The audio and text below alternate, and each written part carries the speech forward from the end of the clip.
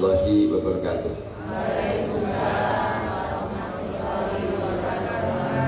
Allahumma sholli ala sayyidina Muhammad wa ala alihi wa sahbihi wa ummatihi ajma'in. Rabbi zidni ilma warzuqni fahma, Rabbi shrah li sadri wa yassir li amri wahlul 'uqdatam min lisani yafqahu qawli. Amin ya rabbal alamin. Kepada hari jamaah Masjid Agung Dasta yang saya hormati, yang saya sayangi, yang dirahmati Allah Subhanahu wa taala. Pada kesempatan ini hari tanggal 26 Desember 2024, hari Kamis, saya akan membacakan kitab Lubabul Hadis, jadi kumpulan hadis Kanjeng Nabi Muhammad SAW yang berisi akhlak tingkah Kanjeng Nabi untuk dicontohkan kepada umatnya, sehingga insya Allah akan membawa keselamatan dunia hingga akhirat. Jadi Bapak Ibu semuanya, insya Allah minimal seminggu sekali, 2 kali, kalau bisa dibilang tiap hari saya sampaikan tentang agama. Jangan sampai katakanlah melenceng akidah. Contohnya makanya sebab tentang sholat. Makanya saya menyampaikan di dosa nomor 1 adalah dosa musyrik. Termasuk percaya sama burung itu musyrik, apalagi pergi ke dukun. Pergi ke dukun itu 40 hari itu tidak diterima amal baiknya, sholatnya apapun. Nah, kemudian kalau kita menanyakan ahli nujum, nah, itu belum dukun. Ahli nujum itu baru kira-kira besok hari baik atau enggak ya, itu sudah musyrik. 40 hari tidak diterima amal baiknya. Ini silahkan. Jadi Bapak Ibu semuanya jangan sampai keras hati, keras kepala untuk tidak menerima ini. Kenapa? Ini bukan burhannya. Yang saya sampaikan adalah Al-Quran dan hadis Kanjeng Nabi Muhammad SAW. Jadi kadang-kadang orang itu terlalu bodoh. Bagaimana bodoh? Jadi kasih tahu nggak mengerti lah bodoh. Jadi kalau yang ngomong Kanjeng Nabi, Gusti Allah tidak percaya. Yang ngomong orang selewat malah percaya. Kalau orang itu katalah akhlaknya tidak baik, tidak sholat, tidak berbuat baik, kita malah percaya. Itu kan bodoh. Jadi membedakan mana yang benar, mana yang baik, tidak benar. Makanya saya kan dari dulu semua bentuk-bentuk katakanlah kesyirikan itu saya bersihkan. Ini kaitannya sama sholat. Kenapa? Jadi kita sholat itu pertama kali, makanya Hanifah Muslim itu lurus dulu hati kita. Hanifah Muslim wa ma'ana minal musyrikin, dan aku bukanlah golongan orang yang musyrik, mensekutukan Allah. Jadi jangan sampai musyrik. Makanya itu banyak sekali. Jadi semua dosa diampuni Allah SWT kecuali musyrik. Itu tidak diterima oleh Allah SWT. Kenapa saya sampaikan? Karena praktek-praktek di masyarakat tidak di Jawa, tidak di Sunda, tidak dimanapun. Ini praktek-praktek kemusyrikan lagi menjamur. Makanya sama saya terus dibangkitkan, jangan sampai diingatkan, jangan sampai kita melakukan praktek kemusyrikan. Ini saya bacakan satu lagi. Ini halaman 63 ya Bapak semuanya.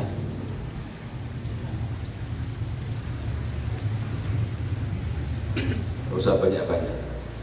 Bunyal Islamu ala khamsin. Jadi dibangunlah Islam ala khamsin, atas 5.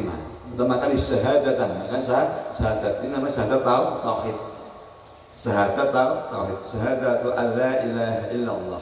Aku bersaksi bahwa tiada Tuhan yang hak untuk disembah kecuali illallah, dia hanya Allah. Wa anna Muhammadur Rasulullah. Aku bersaksi Nabi Muhammad adalah utusan Allah. Ini Bapak Ibu semua yang saya sampaikan. Jadi ya, siapa yang akan kita percaya? Jadi burhan boleh dipercaya ketika yang dibaca seperti ini. Nah, jangan sampai orang percaya kepada orang tanpa ilmu, ya enggak? Ilmu pengetahuan tidak, ilmu agama tidak. Jadi pertama kali la ilaha illallah. Jadi ada Tuhan selain Allah. Kemudian memutuskan Nabi sebagai utusan Allah. Artinya apa? Setiap apapun yang disampaikan Nabi pasti benar, karena dia dari Tuhan Sang Maha Pencipta yang menciptakan semesta alam. Nah, kemudian wa iqamis shalah, dan dirikanlah shalah, wa ita'iz zakah, dan bayarlah zakah, wa hajjil baiti, dan naik haji, wa shaumi Ramadan, dan puasa Ramadan. Dan yang selanjutnya satu lagi. lagi halaman 86 ke yang 140. Ya, bacakan. Pentingnya sholat. Man taraka sholatu, barang siapa meninggalkan sholat muta'ammidan dengan sengaja, faqad kafara jiharo, maka jelaslah dia kafir. Baik, yang saya sampaikan. Faqad berarti man taraka sholata, makanya mohon maaf, udah banyaklah pengalaman saya di sini ya. Sholatnya karena takut sama saya udah pada keluar gitu. Itu nyata hidupnya. Makanya saya punya teman dulu, ada 2 orang insinyur, Jumatan bayar 5.000 rupiah, titip saya gitu. Dok, saya titip aja lah, nabung ke kancaran masjid. Kasih tahu namanya kebetulan adalah Pak, jangan mending masuk Kristen aja.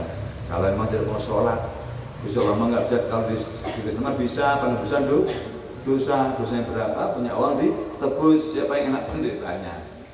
Kalau di sana nggak ada penebusan dosa, kenapa? Mau kita sedekah hanya 5.000 rupiah, itu saya nggak bohong, ini mah cerita asli. Jadi apa Jumatan dulu Pak, kakak kelas saya jauh. Anak UGM, anaknya pintar sekali. Jadi kalau Jumatan itu saya 5.000 rupiah gitu pas saya. Ya jangan main-main Pak. Ini mah kalau begitu masuk Kristen, kalau Kristen ada penebusan dosa, nggak masuk, nggak ke gereja bayar penebusan dosa. Islam mah nggak bisa. Kenapa? Karena as-sholatu imaduddin. Sholat itu yang agama. Semua amalan ditolak oleh Allah kalau tidak ada sholatnya, nol. Karena apa? Ini sesungguhnya sholat itu adalah tiang agama. Ini ada bukan satu lagi. Ini saya nggak main-main pengalaman. Nah ini yang 135 ya, 134. Ini biar yang belum benar sholatnya masih takut sama saya, biar sungguh-sungguh, karena hidup ini tidak hanya di sini. 135, halaman 84 ya, yang nomor 135. As-sholatu imaduddin, sesungguhnya sholat itu adalah yang agama. Faman aqamaha, barang siapa menegakkan sholat, mendirikan sholat, faqad aqamati, maka dia telah menegakkan agamanya. Kalau dia menegakkan sholat, dia menegakkan agama. Jadi nggak bisa diganti 5.000 rupiah. Wa man tarakaha, dan barang siapa meninggalkan sholat, faqad hadama, maka dia telah merobohkan agamanya. Faqad hadama, inilah sholat. Makanya mohon maaf istilahnya yang tidak bisa baca tulis, hafalan, latihan, makanya jamaah. Tapi kalau kita nggak bisa baca sholat berjamaah, dia pun nggak bisa Al-Fatihah, nggak bisa pun, asal mabuk ikut-ikutan. Jadi imam berdiri ikut berdiri, imam rukuk ikut rukuk, imam sujud, itu sudah sah kalau berjamaah. Kenapa? Karena semua sudah ditanggung oleh imam. Tetapi kalau sholat sendiri tidak bisa, harus Al-Fatihah harus sempurna, karena Al-Fatihah itu wajibnya. Kemudian At-Tahiyatu itu juga harus sempurna. Tapi kalau berjamaah, dia pun hanya diam saja gini, sah. Karena apa? Ditanggung imam. Makanya mohon maaf, kenapa kalau jadi imam itu harus satu fasih bacaan Al-Qur'annya, 2 yang paling paham tentang beragamanya, yang ketiga katakanlah dia paling diskusi sebagai pemimpin. Jadi artinya kalau ada di antara itu ada yang tua, yang paling tua. Tapi kalau hanya tua saja, mohon maaf, nggak bisa. Jadi artinya harus bacaannya, terutama Al-Fatihah itu wajibnya sholat itu harus tidak boleh main. Makanya minimal baik semuanya mohon maaf yang terlambat sholatnya dulunya jarang sholat, terus kemudian katakanlah tidak bisa baca, belajar sebelum katakanlah ajal menjemput. Karena ya bapak ibu percaya silahkan, nanti kalau udah mati mas, seperti lagu saya itu 3 perkara yang kita bawa. Kalau sampai katakanlah kita istilahnya tidak punya bekal apapun, gelap gulita, kita bersedia di sana. Saya juga tidak menjamin diri saya, tapi artinya kita berusaha secara tulus ikhlas. Makanya kita Allah haqqa tuqatih, bertawakal kepada Allah haqqa tuqatih dengan sebenar-benar ketakwaan. Itulah tiap hari Jumat saya bacakan.